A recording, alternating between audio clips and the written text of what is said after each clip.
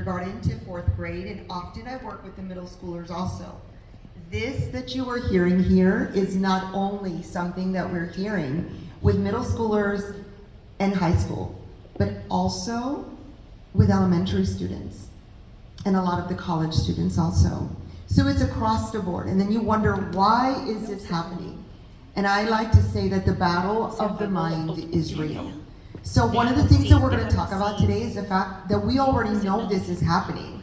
So it's about us actually being very observant and being able to help our children and maybe even other children to become more resilient in the midst of it. And you know, it's wonderful because the Lord teaches us in His Word the importance of being resilient. We know that in this world we are going to have trouble. And He's already told us that He's overcome the world.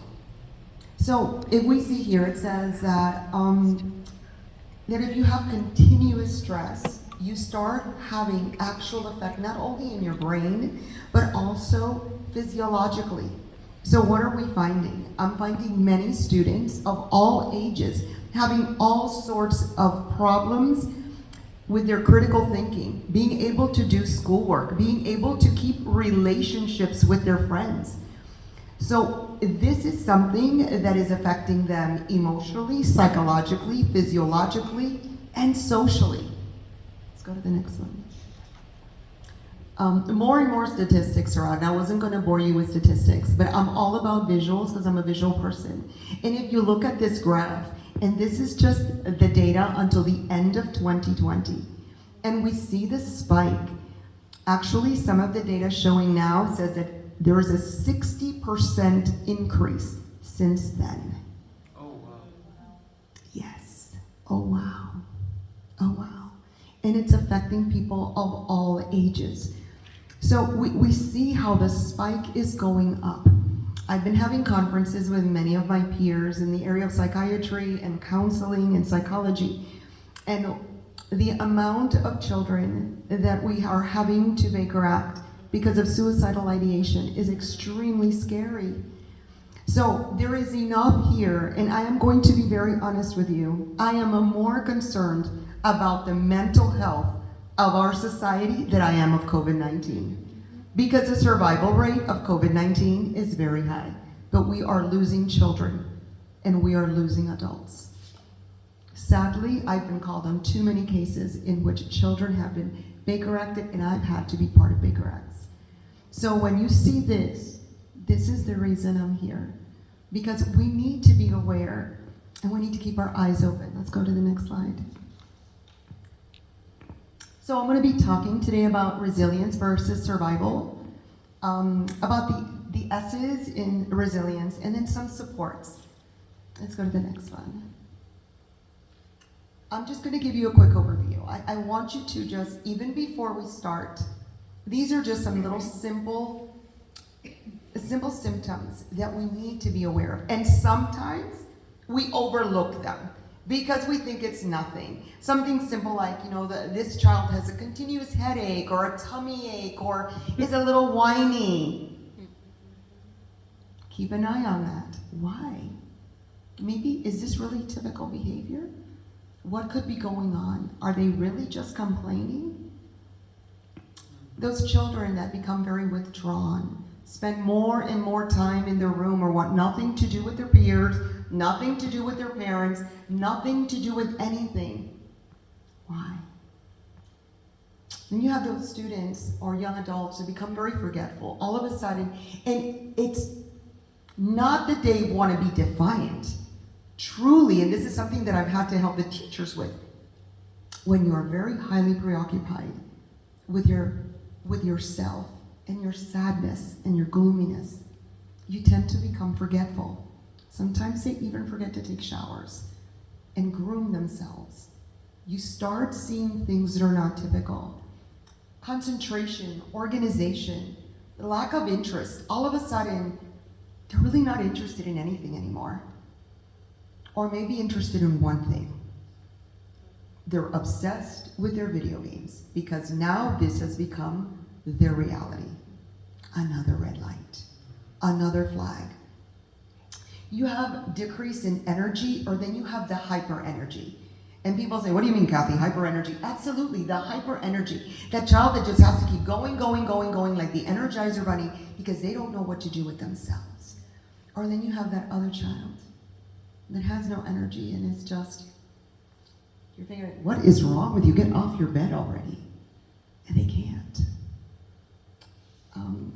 Like you saw in the video, constant concern.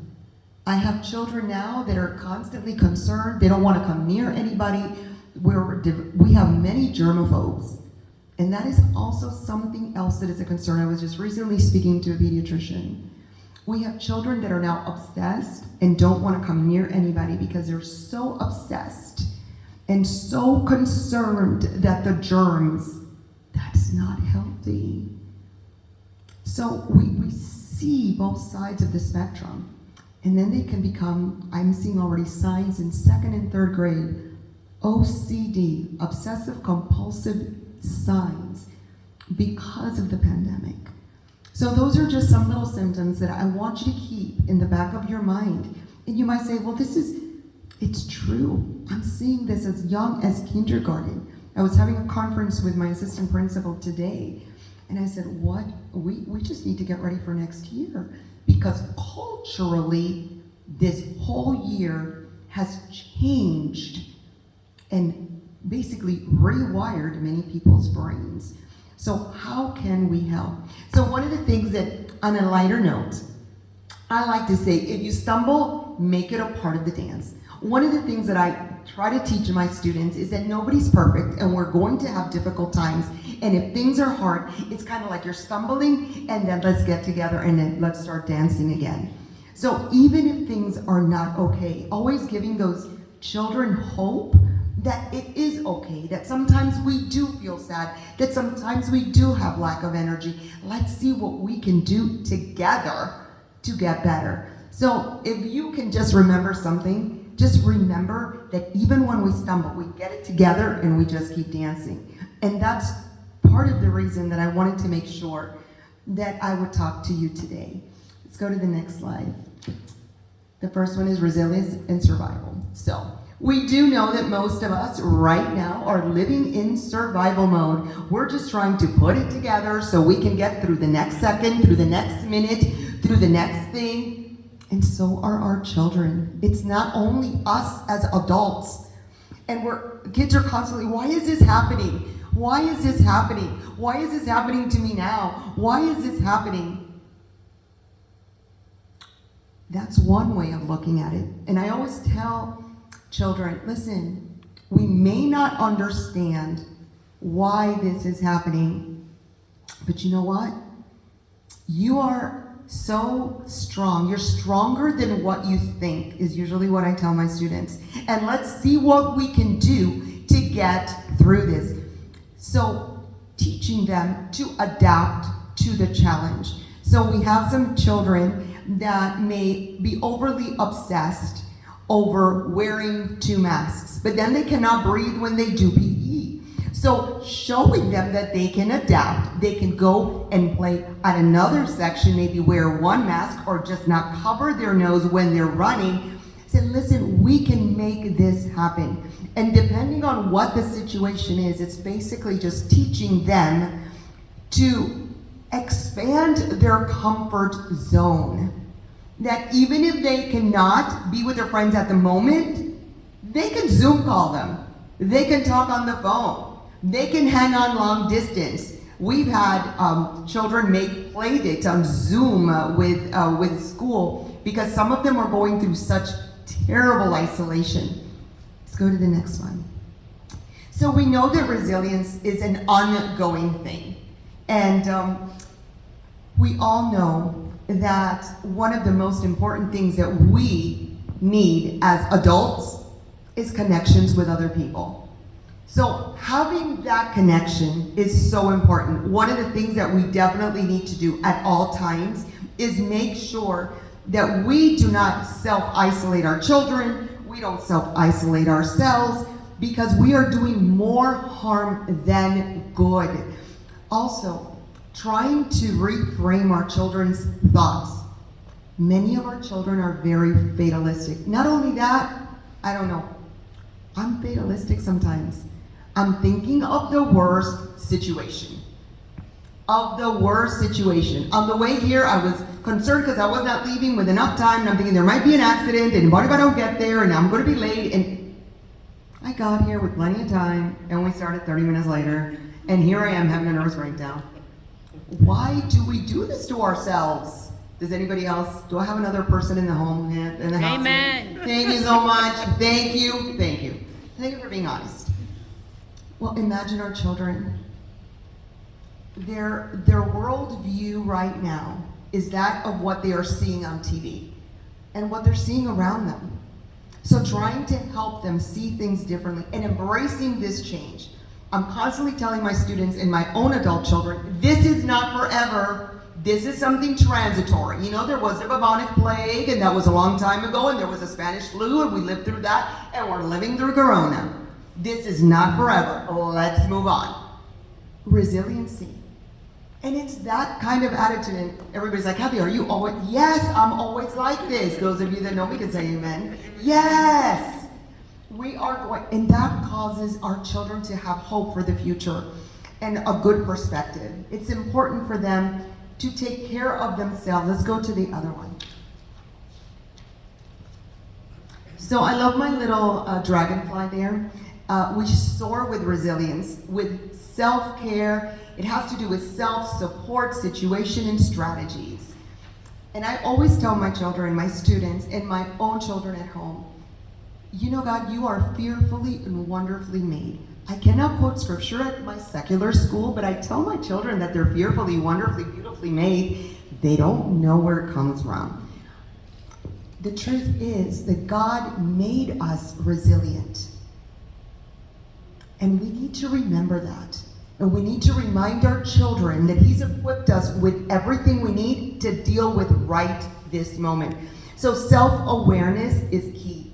One of the things that sometimes we don't do enough of is teaching our children, and I beg you, this is a game I want to play. We need to teach our children that all emotions are okay. Can you guys repeat that with me? All emotions are okay. Let me hear you. All emotions are okay. We don't need to be happy all the time. We don't. God made all emotions. We see them in Scripture. We can be happy, we can be mad, we can be sad, we can have a tantrum, we can be depressed, we can have a bad day, we can have 100 bad days. It's okay. And letting them know that it's what you do with those emotions that's important. Also, our children need to know their strengths and their weaknesses. I was just, again, talking to Debbie, and I was talking to her about my two sons and how they're polar opposites. It doesn't mean that one is better than the other. It's just that God knitted them differently. In this time of quarantine, in this time that there's so many changes, most of these children are spending countless hours on their cell phones comparing themselves to others. They're not going to be like anybody else. We need to remind them that they are never going to be like so-and-so, and they're not supposed to be. They're not supposed to do what so-and-so does, and they're not supposed to look like so-and-so. Self-awareness is so important. Let them know it's okay to have strengths and weaknesses. Not everybody is going to be a biologist. And not everybody is going to be a musician. And that's okay. That is another one of the things that is causing great obsession and great depression. Honestly, the peer pressure that there is with all of this social media is causing even more depression because children are spending less and less time with each other and more time looking at filters of people that really don't look like that. And these people are making up stories that are really not real. So then I have a student that is starving herself and was admitted into the hospital last year because she wanted to look a certain way so that she could perform. And there's no one that knows more that pain, that mother that was in that hospital crying. She goes, I did everything I could. And there this little girl was with a feeding tube. So this is real. Letting our children know continues. And listen, it can happen to anyone at any time. And it's very painful to see these things happen. I beg you, continuously look to see signs of stress, signs of discomfort. Children that may start picking at their skin or biting their lip. Those are all signs. Ask questions. Let's go to the next one. So I have this because I love this. I do this with a lot of my students. You. And it kind of gives you a description of who you are. And it's okay because you have certain gifts and certain talents, whether certain types of skills and personalities and values that make you who you are, and different interests. Making sure that you speak to your children continuously and highlight those gifts and highlight those talents. And you know what? Do me a favor. Highlight those in others. And isn't that amazing? And affirm the fact that their gifts are amazing and other people's gifts are amazing. And together they can complement each other. Because what happens is that there's so much comparing. And that is where it becomes a slippery slope. Because sadly, many of our young adults are thinking, I want to be like Doris. I don't want to be Kathy. No, I want to have that beautiful curly hair, and I want to be able to sing, and I want to be able to dance, and I want to be able to do theater. And there's Kathy with a big raspy voice, cannot sing, can definitely not dance very well, and definitely cannot be Doris. But see, I wasn't called to be Doris. I was called to be Kathy with my big old raspy voice. But God's got a calling for me, and it's just a little different. And if we can just help them understand early on that that's okay, and make them resilient and not put them in that box. Let's go to the next one. Self-management. You know, in the book of Proverbs 2:6, Solomon basically states that wisdom is received from God to find success and happiness in all things. I actually wrote it down for myself. God has already said that he would give us the wisdom that we need to do what we need to do, to help us self-manage ourselves, and to help our children self-manage themselves. And sometimes children have a difficult time self-managing. So what happens? They get upset at themselves, they get angry, and they stop and they give up. So what do? We need to teach them how to manage their emotions. And how do you do that? With different types of activities to help them know what their emotions are and how to manage them. Also, helping them set personal goals. It doesn't matter how young or how old they are. Goals of, okay, so what are you going to do today? Or doing little schedules. What are we going to do today? Let's do this. Help them plan. You should see how amazing it is when I have students that are overwhelmed. And I just say, you know what? Let's talk about your day. So you wake up in the morning and, oh, Mrs. Salomon. And I said, well, what do you do? So they tell me what they do. So, and then what do you do? And then, well, how about after school? And they look at me. Well, when I get home, I just kind of like watch TV. I said, well, what else could you do to use your time more productively? Can we write it down? And the minute that they start writing things down, as something as simple as that, their whole perception begins to change, because then they have goals that they can meet.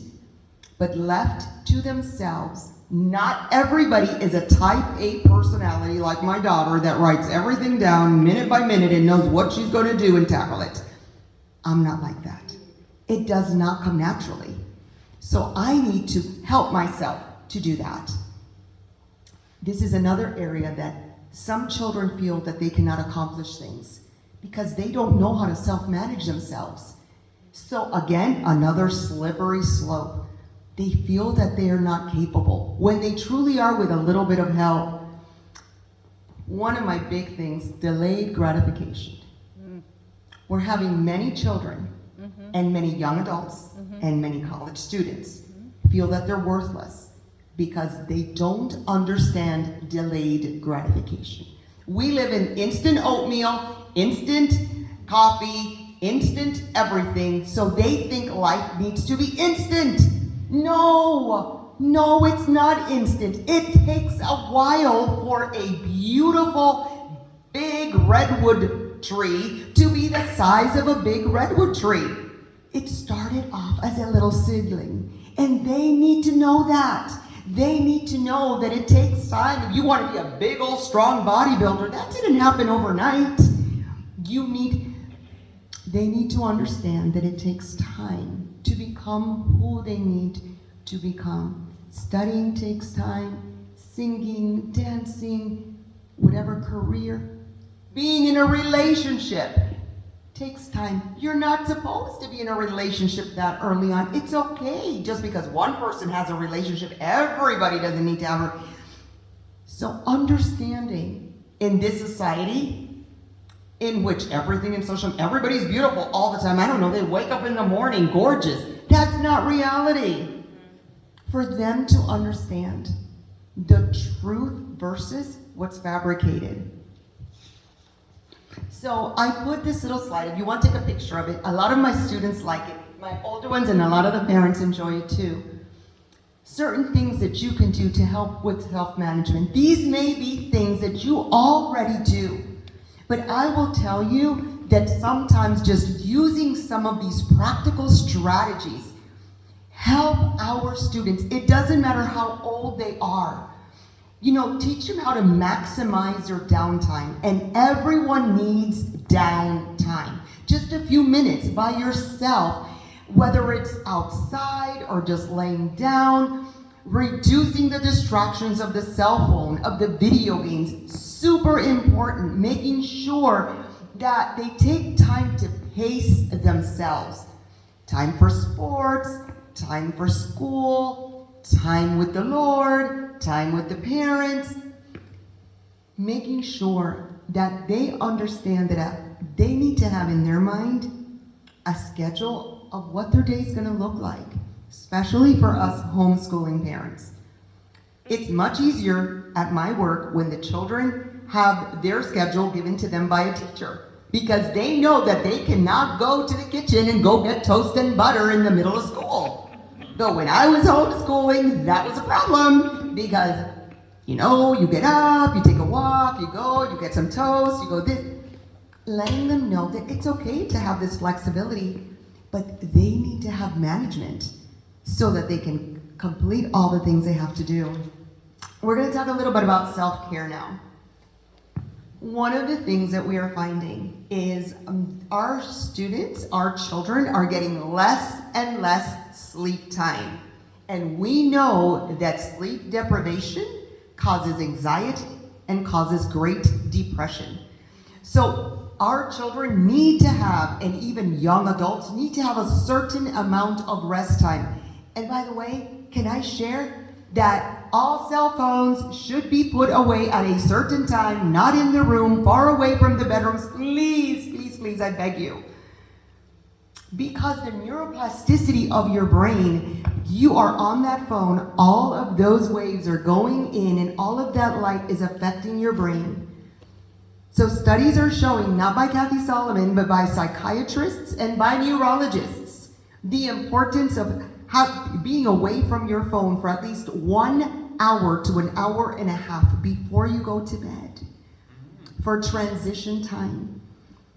So it's much more difficult with our young adults, I have to tell you, much more difficult. But with the younger kids, I have children in kindergarten with cell phones. That's crazy. I just have a hard time with that, I'm sorry. Yes. And what's happening is they're constantly on them. And I've had very many parents in which I've had to explain to them that although they use it for games, and they're educational games, that it is very unhealthy for the children to go to bed with these little devices because it's causing much harm. Also, the scheduling breaks. Nutrition. Many studies are showing that our imbalances in our nutritional lack of balance. So imbalance in the area of nutrition is causing much anxiety and much depression. The high level of carbs, sugars and foods that are so unhealthy is something that is also very, very serious. We've had quite a few students in our school that have had serious situations medically. And one of the biggest components has been bringing in a nutritionist. The parents have brought in a nutritionist or a dietitian to help with the changing of what they are eating and what they are drinking. A lot of these power drinks and so on and so forth are a very big problem. Asking our children, making sure that they stay active, and the last one, can we talk about healthy relationships? It's not just about having friends, it's about having the right friends. It's about those healthy relationships. Iron sharpens iron as a friend sharpens a friend. And listen, our children are growing and changing. And sometimes there's changes in friendships because they grow up, some mature a little more, some mature a little less. So there's changes, and that's okay. And having them understand that these changes are normal. They happened with us, and they may be happening with them. That doesn't mean that there's something wrong with them. You know how many times I've heard, Mrs. Salomon, there has to be something wrong with me. She doesn't want to be my friend anymore. It's not that she doesn't want to be your friend anymore. Maybe she's feeling the same way. Maybe she just expects you to reach out. Or maybe right now, you need to start talking with other friends. So in that area of self-care, let's go to my next little picture, because I'm so visual. Types of self-care. I wanted to make sure I had this visual for you, because there's areas of physical, emotional, social, and of course spiritual. I cannot highlight enough the importance of spending time alone with the Lord. Yes, it doesn't matter how young our children are. Having that time of relationship with the Lord, but sometimes they may not even know what that should look like. So we may have to model for them. Also, having support systems, especially now, in the area of social, whether it's family, friends, church friends, your neighbors, making sure that even during this time, that there's someone besides the parents involved in the nucleus of their life so that they are not alone. Again, the area of emotional and stress management, we're going to get into some of that in a minute. And we've talked about physical. Let's go to the next slide.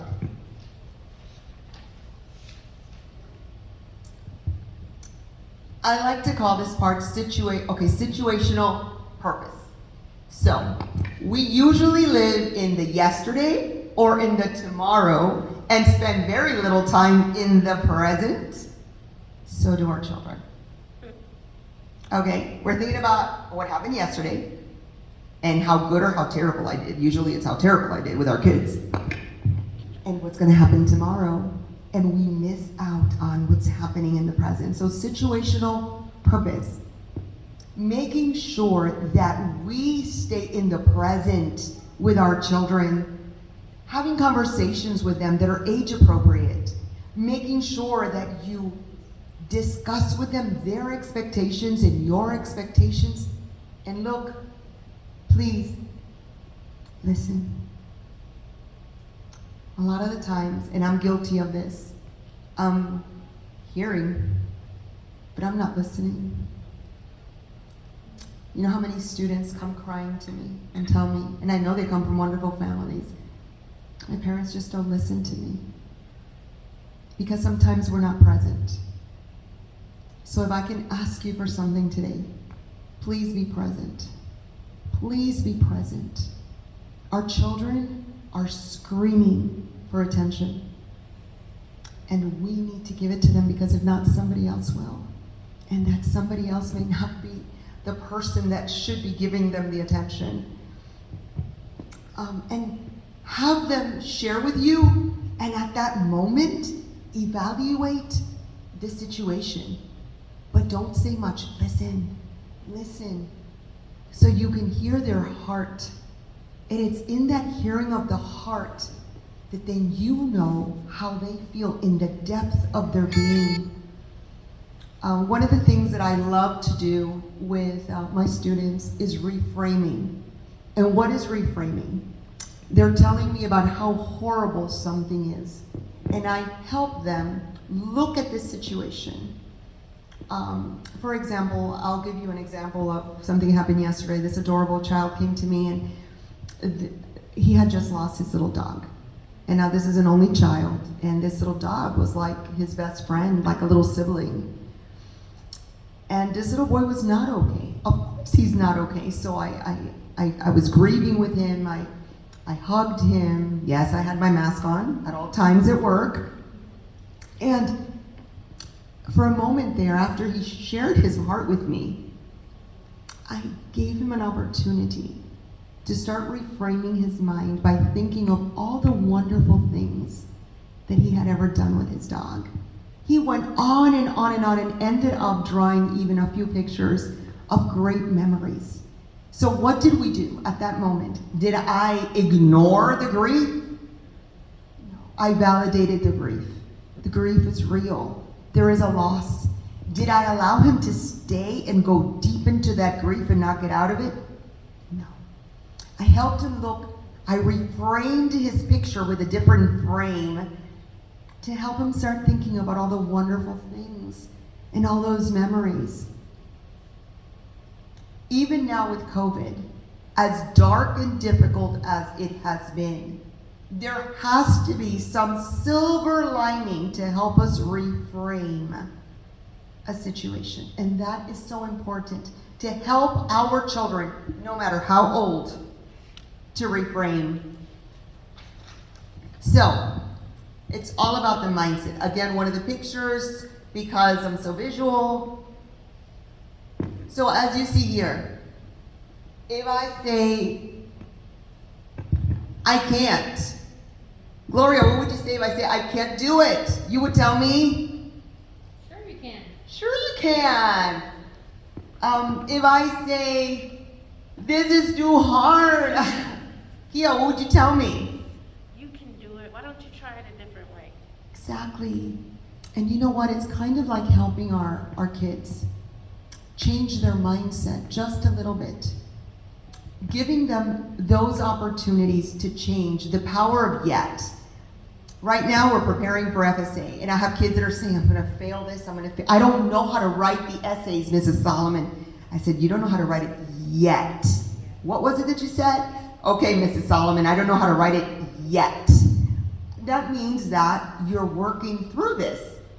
And that's our children. The power of yet. Let's go to the next one. I don't want to be here all night with you. Strategies.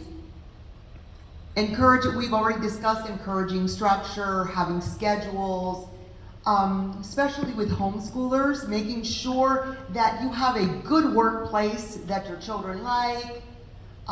Please, please embrace every opportunity you have for conversations, because conversations are priceless.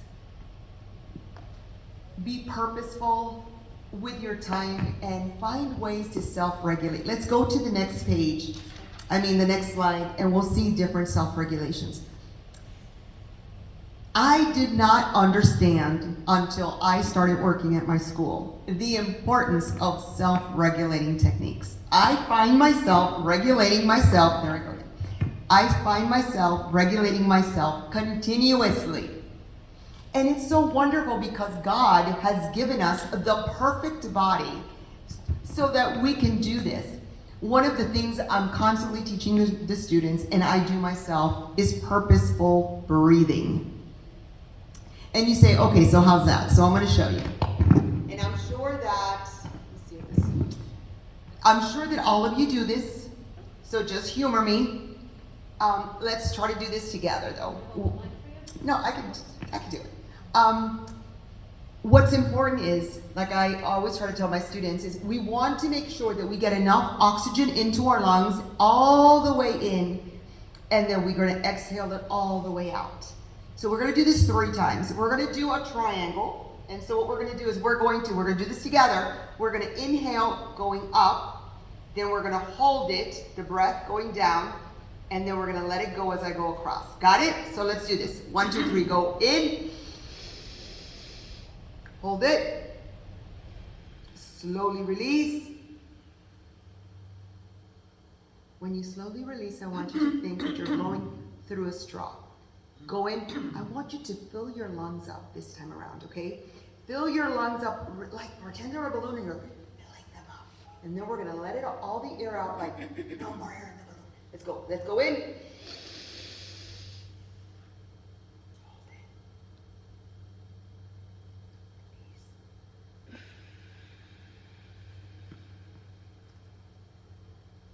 So sometimes we feel very anxious, or we're having some intrusive thoughts that are not very friendly. Taking a moment to breathe and bring that oxygen into your lungs and into your brain is exactly what we need to calm our nerves and any anxiety. Also, if you see there, taking a moment to calm down. Some people call it a corner. In my house, it's called my prayer chair. There is a chair, and now it's everybody's prayer chair. I don't even know how that happened. Now they take turns. I don't know. That's what happens when you have adult kids. Having a special spot that is like, it's a place for you just to chill, for your children to chill. I remember that when my kids were younger, they used to have a play set outside, and sometimes one of them would go and sit on the top of the little fort, and they would just be relaxing.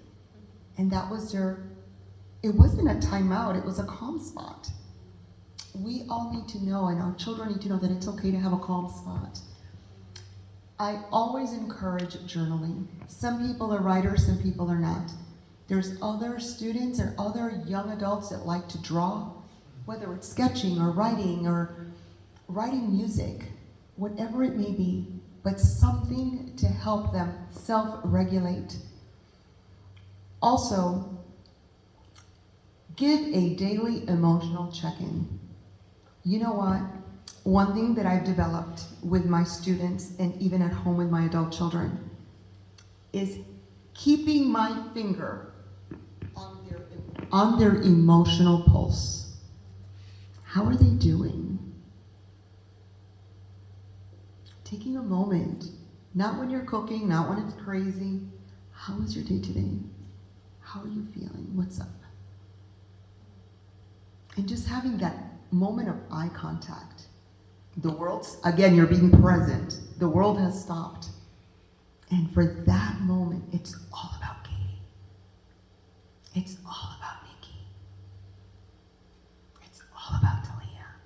At that moment, there's no one else but Hannah. At that moment, you have no idea what difference that makes. Because they know that at that moment, you're all theirs. And you know what? We all long for that. All of us, even adults. That moment to someone say, so how are you really doing? Are you okay? And maybe at that moment, they may not even want to tell you how they're really doing. But maybe in a few minutes they will. Do you get me? Let's go to the next one. So, communication is key. I like to tell my teachers at work and the parents, please just stop, look, and listen. Stop, and I mean stop. Look in the eyes and listen. Sadly, we're having many of the problems that we're having because everyone is too busy. We're not taking enough time to be present. We're not taking enough time to listen, and we're not taking enough time to look in to see how someone else is doing. Sometimes they just need someone to talk to. Sometimes they just need to hear what you think. But always, always, always be certain to stop, look in their eyes, and wait. Wait time is important. I stress it to you today, because sometimes we're not quick to say how we really feel. But given enough of an opportunity, they may just say something, and that something may lead to a very healthy conversation. Our children need to be aware that they're not alone in this journey. Sometimes, I don't know about anybody here, but I deal with many situations in which children and young adults and teenagers feel like they're totally alone. And you're thinking, how can you be alone? You got mom, you got dad, you got grandma, you got grandpa, you got siblings. You seem to have a whole lot of friends. But they feel totally isolated. Because everyone is together, but there's no real communication and no real relationship. Therefore, there is personal isolation. Does anybody understand what I'm saying? Mm-hmm. There's a culture like that at the moment. And it is our responsibility to walk in and break through in much love and in much compassion. Today, the most beautiful thing happened. You can go to the next slide already. The most beautiful thing happened. We've had one young lady that has been extremely ill in our school.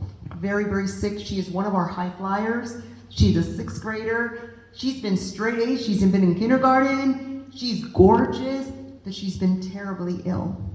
Not only has she been ill physically, but emotionally, she has not been okay. And there has been that one teacher, and that teacher just happened to win Teacher of the Year this year. Today, the teacher was awarded Teacher of the Year, and I was so excited.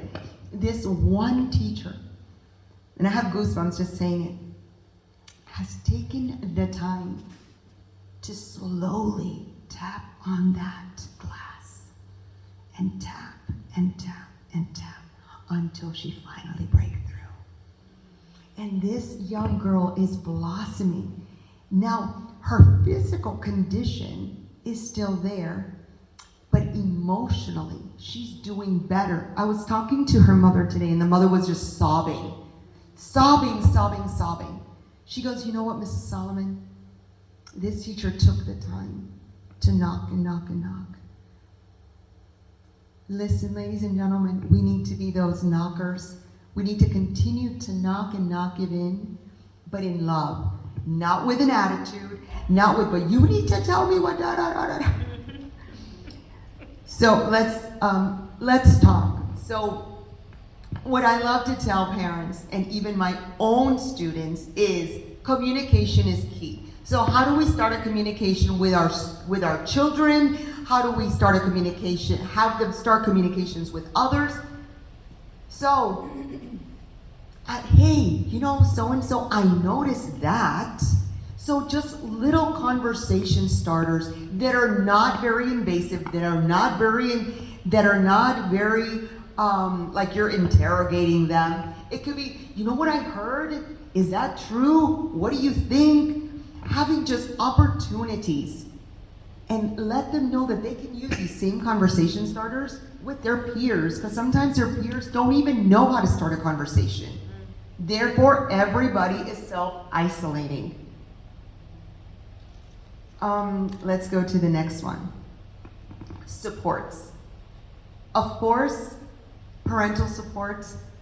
The fact that you're here is phenomenal. Being there, being present, remembering that whatever your child says, and I'm going to say this, whatever your child says, even if they say, I don't want to live, even if they say, I'm sick and tired of this world, even if they say, I'm not worthy, even if they say, whatever they say. Don't say that. Don't listen to them. Say, so I'm hearing you say that you don't want to live? Am I hearing you say that you're just fed up with the world? Did I hear you correctly? With empathy. And why am I saying that? Because I just had to big correct someone last week. Because they wanted to kill themselves. And every time that this girl would say, I'm sick and tired of this world. Their parents would say, don't say that. You're so lucky to be in this house. You have a mom, you have a dad, you have a dog, you have siblings. Why would you say that? Don't be dramatic. They're not being dramatic. Sometimes they're speaking their heart. And it could be suicidal ideation. Or like this girl, she had a complete plan of how she was going to execute it. This is real. And if they are saying something, or like that other young girl, that when she walked into my office, she was self-harming. She took off her jacket, and as I saw her arms, everything is cut. Because the pain is so hard and so deep that she is so numb, she wants to feel something.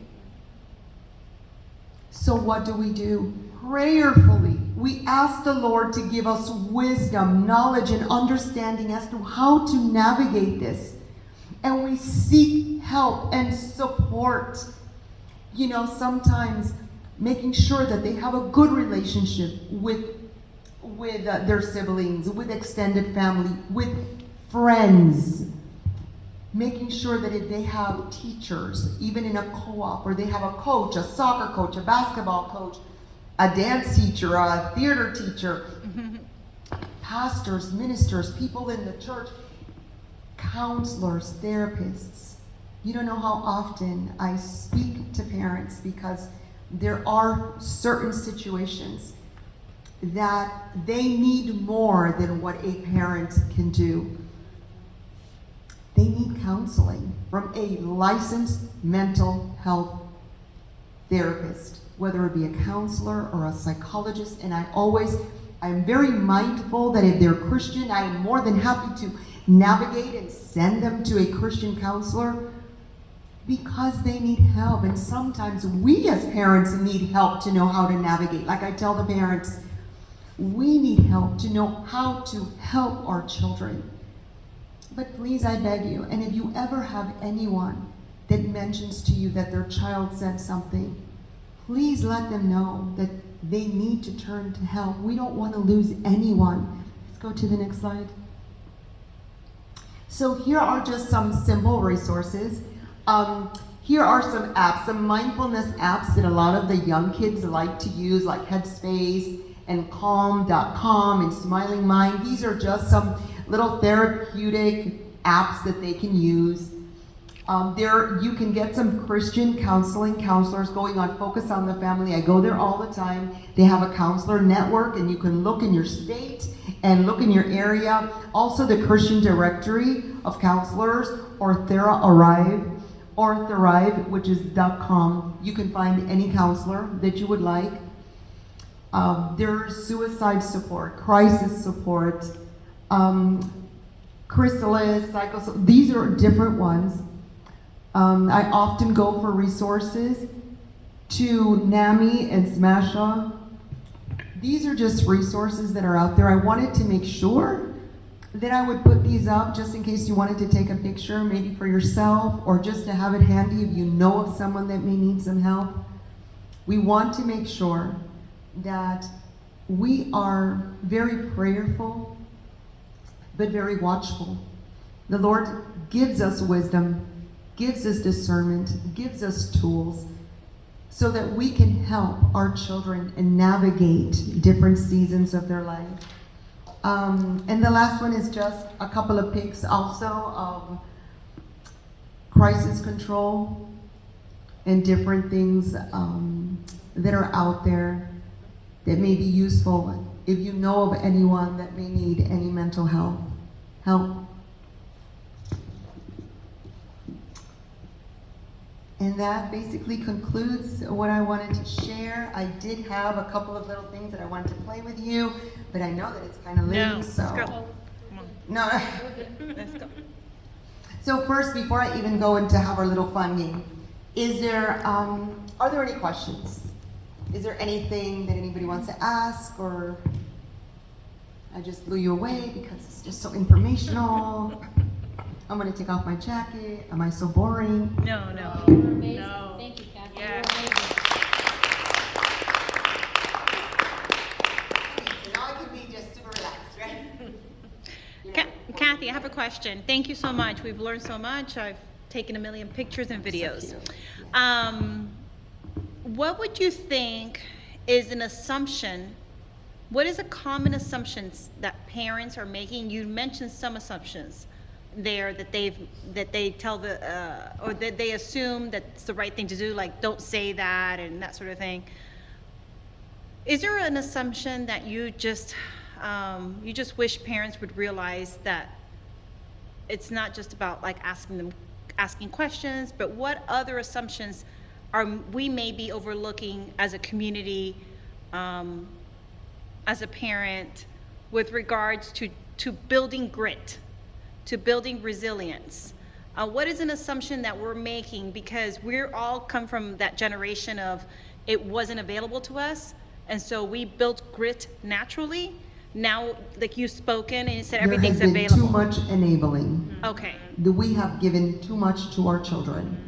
They haven't worked hard enough. They have possibly been given too many things.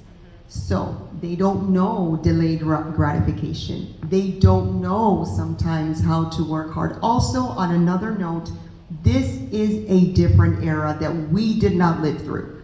This is the technology era. There is too much in front of them, and they're expecting that what happened to Johnny should be happening to me.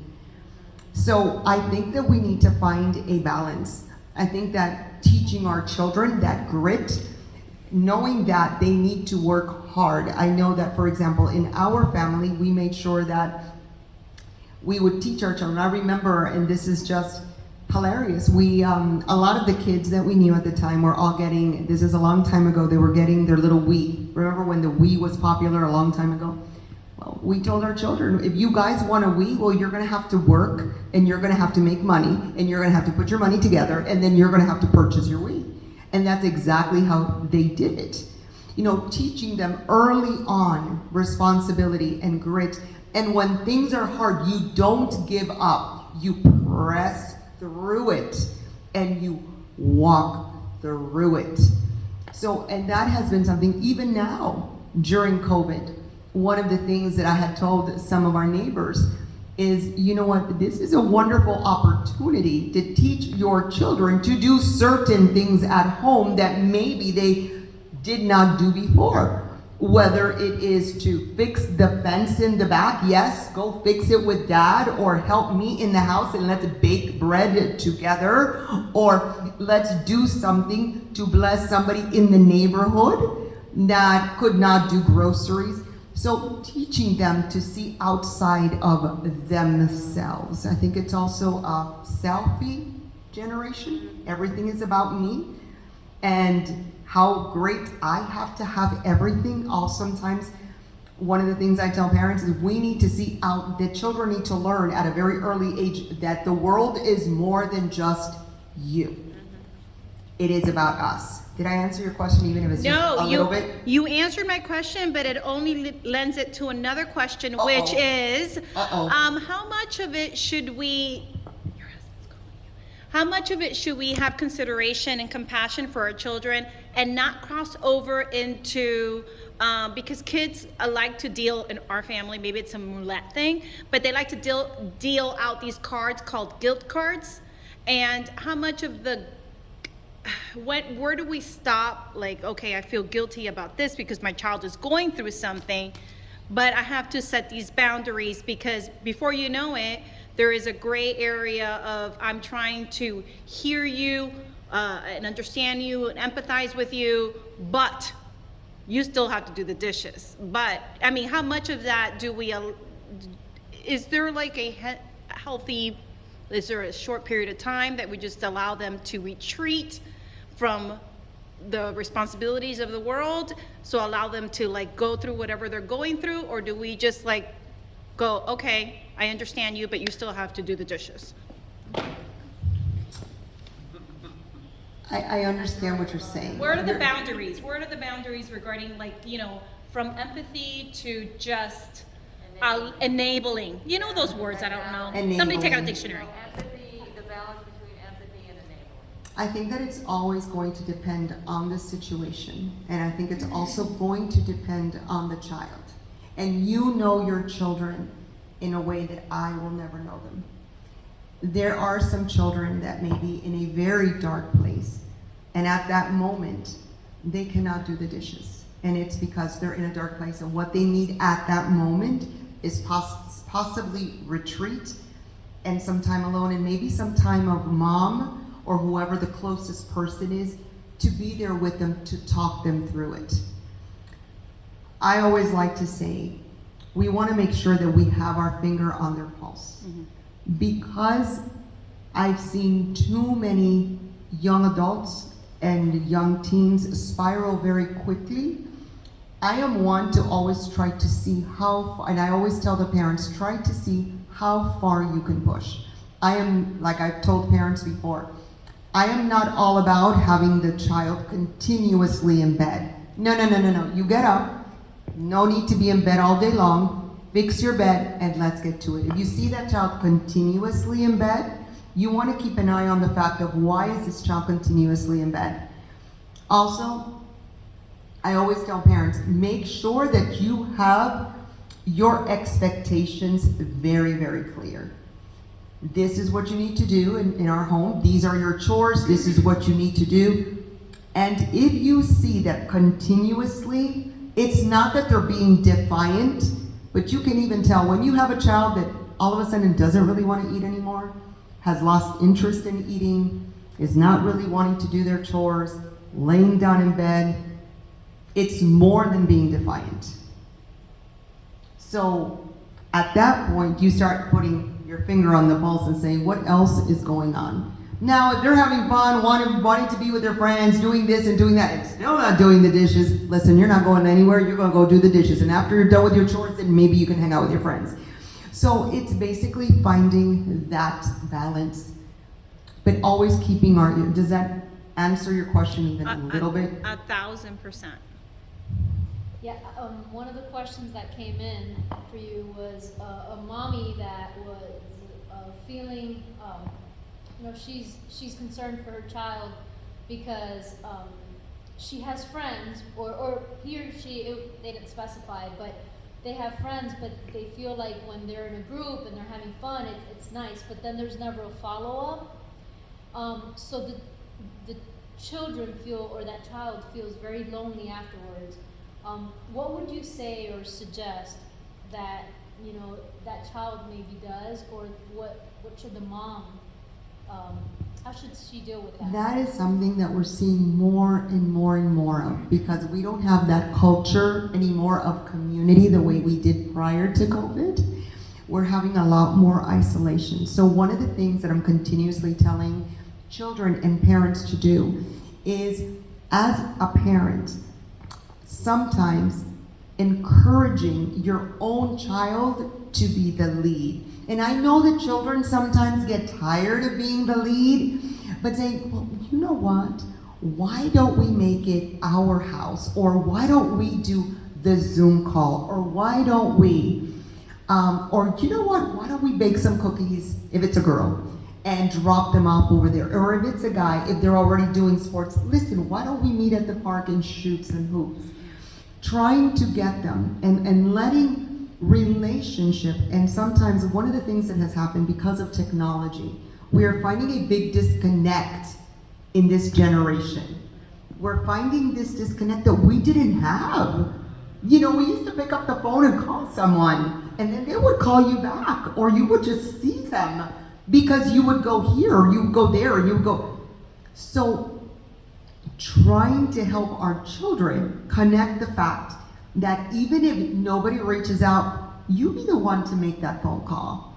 Or you know what, maybe they can come to our house. I know things are a little different with COVID now, but sometimes maybe even that is part of being resilient.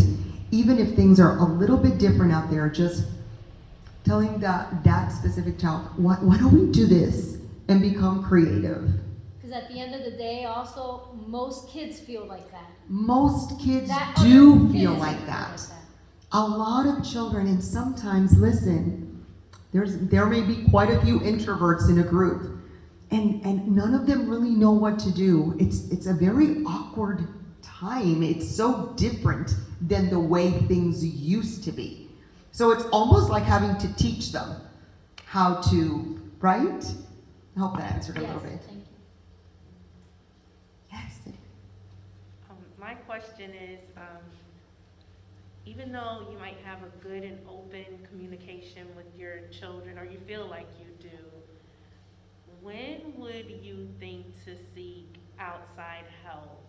They're not laying in their bed all the time or whatever, but there's a continuous response, like you're always hearing this one particular thing, and then you sit down and you talk it out and you come up with strategies, but then you hear it again and you hear it again. If it is something that is ongoing, and if it is something that has been going on, the typical thing is if it's going on for 2 to 3 months, and you see that it is basically a cycle, there are certain feelings that don't go away, certain sadness, or certain fears or worries, or things that you as a parent, you've gone over it and over it, or maybe somebody else has spoken to them, and it's perseverating. When something is perseverating and they cannot get through it, I always tell the parents, if you have any slight bit of concern, please consult with someone else.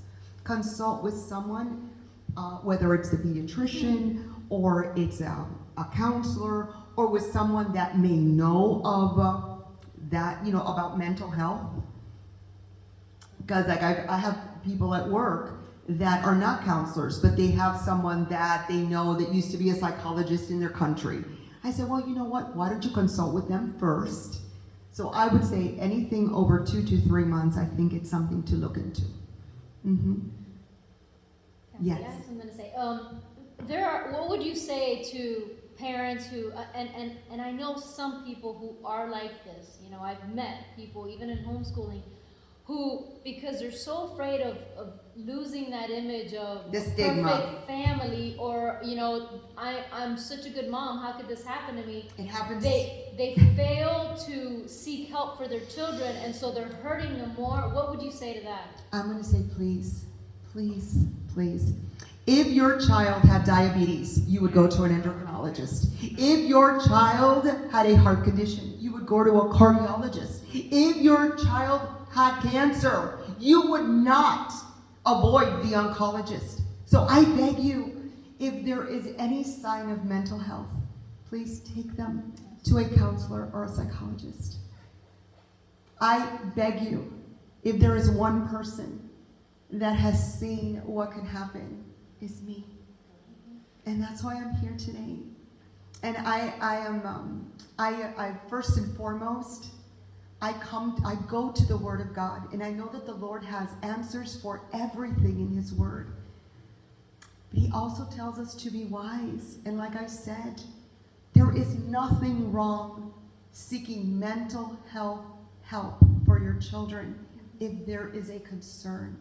Because mental health is just as important as every other kind of health. And I'm glad you brought that up, because this is a very big issue even at my work with different cultures. There are certain cultures that do not embrace and do not accept going to a counselor or a psychologist. And I am one to say that I personally, Kathy Salomon personally, because I am a Christian, I would only go to a Christian counselor. I know Christian therapists, I know Christian psychiatrists, so that is my choice. But I say please, please, please, please seek help when help is needed. Did you have a question for me, or no? Well, I guess there's so many different thoughts, Can you put it down so we can hear the question? Pardon? So we can hear the question. Okay. Yeah, well, one, I guess, would be as homeschoolers, having that balance. Alva, you brought it up before, of how to best have that balance as a homeschool parent, of when to take off the teacher hat and be just the parent and the nurturer.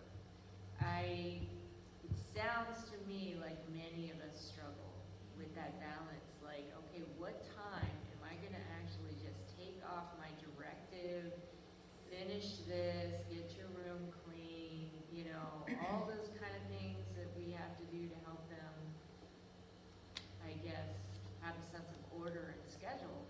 When can we just have that more of the nurturing, listening? Because a lot of times we'll have that opportunity where we'll want to ask, like you said, we'll ask how they're doing. They're not in the mood to share, and then by the time they're in the mood to share, you're probably making dinner, or you're having to do a task on the computer, and that's the time they want to share. So I guess my question is, how do you balance that? I think any parent probably struggles that, but I think in the homeschool community, it's even more, because we're everything. And I know in my family, sometimes I get tired of me. That's such a good question, because being that I was a homeschool parent for so long, I sometimes wanted to throw away my teacher hat, and I just wanted to be mommy, because I knew they needed mommy. But then I knew I had the responsibility of being the teacher, plus the everything elseer. Daddies, you too. I will tell you that in my personal life, I have found that nights or late when I'm exhausted is the best time for my children to share. And there I am dying. And this is the time that they want to snuggle and that they want to share. And I wish I had a better answer. But I've noticed that I've given them, ever since they were young, since we were homeschooling, that the evenings were the times where after dinner and everything was cleaned up, that I would just become mom. And that was the time that I would either lay down with them or cuddle with them and let them talk. The running joke in my home now with 3 adult children, my husband's like, oh, it's therapy time. Because mom is in bed wanting to go to bed, and one will come in and lay down, and then the other one will come and lay down, and it's 1 o'clock in the morning, and I'm still listening. And Albert's like, how do you even do this? I said, you know what? There's the husband. And then there's the It's husband. his time. I know, I try to do date nights with him, so, so that he can feel like, yes, a date night with you because I love you. So you know what, one thing that I can say, and maybe this is not the right answer, but what did work for me, and I'm doing it now, which I'm exhausted. My friends just told you that most of the time I'm drained at the end of the day. But I give my children know, even my adult children know, and I say this to parents, that they can come to me. And usually it's at the end of the day. They know that when I'm cooking and when I'm doing this and I'm doing that, I cannot give them this. I cannot do this. But at the end of the day, even if I'm falling asleep, and sometimes I have to say, I'm sorry, sweetheart, can we just continue this tomorrow at night? Because mom's just, I can't even focus. But letting them know that, listen, you know what, during the day, I know I'm your teacher, but at the end of the day, truly, I'm your mom. Can we just have evenings at the end of the day, if you want to cuddle, if you want to chat, or I could just sit down and watch you play a game. Just that. It's almost giving you permission and them permission. You know, this is going to be mom, this is not going to be the teacher, she's not going to tell me to go clean my room. She's just going to like listen and love me. And sometimes it's just about being present. And I had a friend tell me not long ago, she goes, Kathy, that whole thing about being present, it really makes sense and it's working. I hope that helps at least a little bit. Kathy, oh, is there a question? And it kind of piggybacks off of what Gloria said, about, families with the stigma of counseling and stuff. How do you suggest, if you know some of your children's friends do have some issues and their parents have that stigma, or for a fact they have told the children, I won't take you to counseling, there's nothing wrong, life is okay. How do you as another adult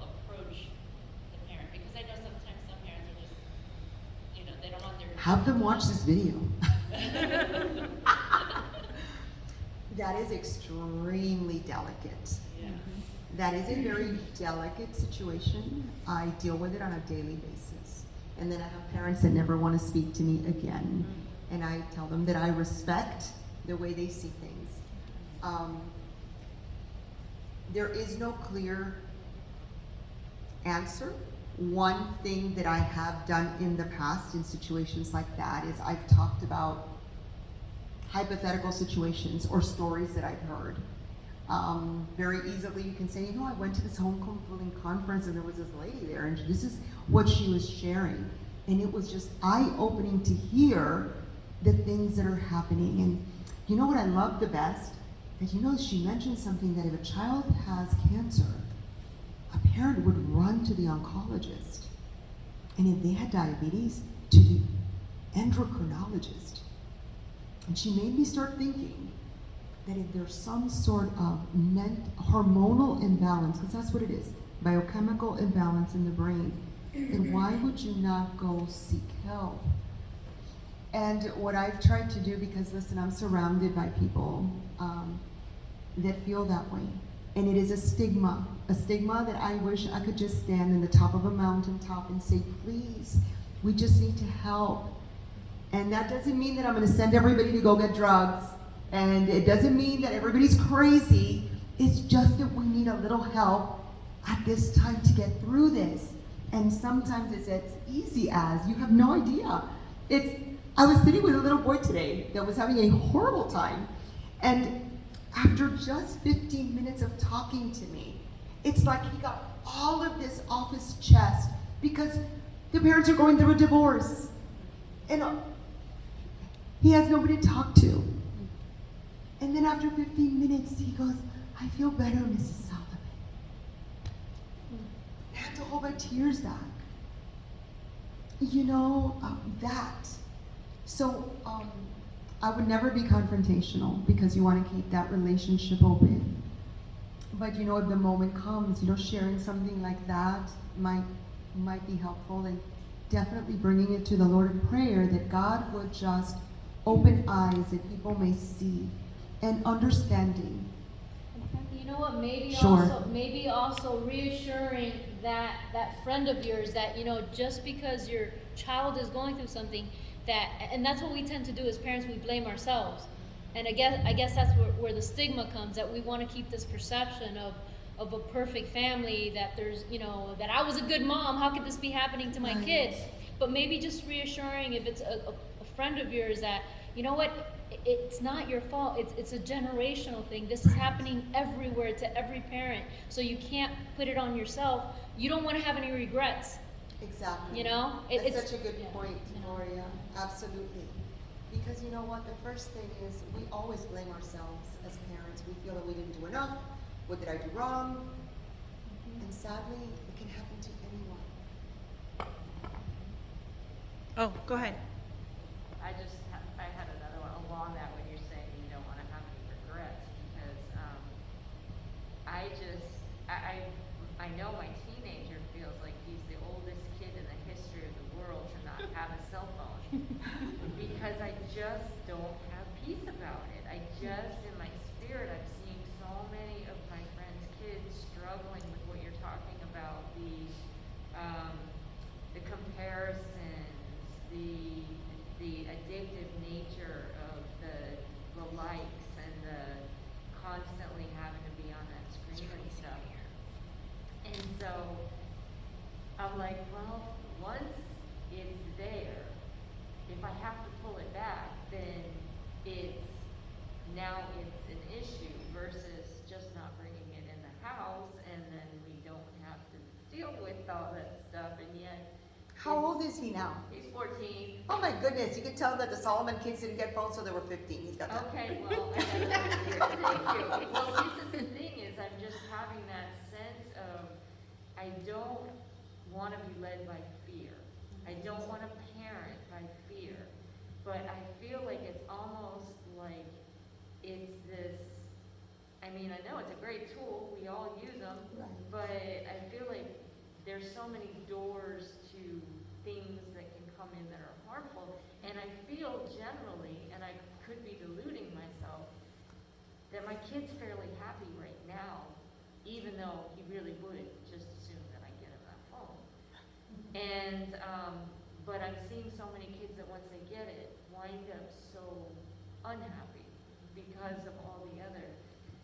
So what would you say in, you know, the experts or in your experience, a healthy, and I'm not, this is not to make anybody else feel bad. No, if there's no, like no. statistics that say older, or if I'm just overly protective and. One thing that I realized with some of the teachers I work with that have younger children, that they do have a lot of different blocks. They block certain things, they have certain restrictions, they can only call certain people, they have certain boundaries that they put on the use of the phone. As a matter of fact, amazingly, some of the leadership in my school, and I am just like in awe, because the children can only call these many people, and they can't do this, and I don't know anything about technology. But as I'm listening to them, I'm thinking, this is wonderful, because they have all of these barriers just to make sure that these younger children, and they're in middle school, stay safe. So I would say that when the time comes, because it's just a matter of when the time comes, just educating yourself in that area so that you do place those boundaries, and always letting him know that it's because you want to keep him safe. And it's, you know, as he matures, things will change and you will change along with it. Any other parents want to chime in? Because my kids are so much older, but I know that even my principal, she's adorable, and she goes, she showed me, she goes, let me show you their phone. And she has all of these restrictions, and she monitors and da-da-da-da, because she's the principal of our school, and she knows what's going on out there. You know, I would say don't do it. Don't do it. you know what? That's my biggest regret, is ever letting my child have a phone. And she's 13. She's had it since she was 10, because there was a time where my husband and I had to travel and leave her with family for a few days. And she's responsible, but still, there's just, and we have all the blocks and all that stuff on there. Wait, as long as you can. That's my. You know, and at the end of the day, we are the parents, and they need to. I like when my kids got phones. I mean, they were, you know, teens also already, 13 or whatever. But just at any given moment, I would check their phones, and they knew that. Or their texts, and sometimes I see the silliest, funniest things that crack me up, you know, and thank God I've never seen anything, but they know that any given moment I can check their, of course, there is that factor that they can delete stuff, so you never really do have a pulse on that, so yes, you know, that, you just have to have peace about when you do it, Colleen, you know? So I guess my question is, are there parents out there who are waiting? You know? Yes. Is this not, I mean, because you I've listen to seen him, he's the the only one in the extreme. world. I see kindergarteners with phones, and then I see kids that are in middle school about to go into high school that still have no phone. So I truly have seen an array. I mean, when I saw my first kindergartner with a phone, I started working in our school, they almost had to pick me up from the floor, because I'm thinking, why does a 5-year-old need a phone? In my mind, I'm thinking they're too young, they're going to school, and they don't need a phone. But it is a matter of family preference, and there may be reasons why. So you're not ready yet, that's perfectly fine. Who wrote the book as to when you give your child a phone? I keep trying to tell him Absolutely that a cell not. phone is not an inalienable right. No. You know, he seems to think, you know, poor kid, but, you know. Get him a super slow one with very little memory. Get him one of those flip phones that all Flip you can do is call. That's how my kids started with that, with no internet, just the flip phone. Yeah. Kathy, as you wrap it up, because I know you have to go home and rest. And it leads into my last question. And we would love, I think everybody agrees in this room, that we would love to have you back and talk to parents about self-care. Because as you go home and take some self-care to re-energize for 10 minutes and deal with your day tomorrow, as parents, we carry around so much guilt baggage. and so much baggage. And you talk about we say, oh, if your child has a problem, go see a therapist. I would suggest, if your child has a problem, you go see the therapist first, That's exactly what I tell parents all the time. before that child. First and foremost. Take care of when you, the oxygen something is mask. going on, you make an appointment with a counselor, but mommy or daddy, or mommy and daddy, go see the therapist first. Let them know what is going on, what your concerns are. Always, always, always having that relationship. That is always what I tell parents. The first visit should always be you with the therapist first. And I have learned the hard way the importance of self-care. My children know I come home, I do whatever I have to do. Usually by 9 o'clock, I need to be in bed because I need to be rested so that I can function and get up at 5:30 in the morning and do what I need to do and spend time with the Lord in prayer so that I can face my day. I've also realized that they know, like, I was joking around about a date night with my husband. I realized that that is important. I want to spend more time with my friends. I don't see my friends anymore. I etch out that time to be in church, making sure that in the morning it's essential for me to spend time with the Lord with a cup of coffee. That is my it's Jesus, coffee, and Kathy time. And I know that sounds ridiculous, but it's important. Taking a little extra time in the shower. I walk every morning. I do my time with Jesus. I have my coffee and I walk on the treadmill 30 minutes before I go to work. It's not only because I want to lose weight, but it's my mental health. Mm-hmm. So, it's little things that I've realized are important so that we can continue to pour out. Thank you, Want to Kathy. wrap it up in prayer? Yes, ma'am. Thank you, Kathy, so much. My goodness, guys. You're making me feel so special. Heavenly Father, I thank you for your goodness, Father. I thank you for each and every person that you brought here today. And Father, you are so good that you would use a broken vessel, Father, that you may speak through. Thank you. I pray, Lord God, that there were a few little nuggets that you have used to bless everyone here. I pray for every family represented here, Father, and for those that could not come. I pray, Lord God, that you would protect them and bless them and help them as they navigate this journey during these difficult times. Father, I thank you for the homeschooling community. I thank you, Father God, for the great and mighty work that you are doing here. Bless them and keep them. In Jesus' name, amen. Amen. Woo!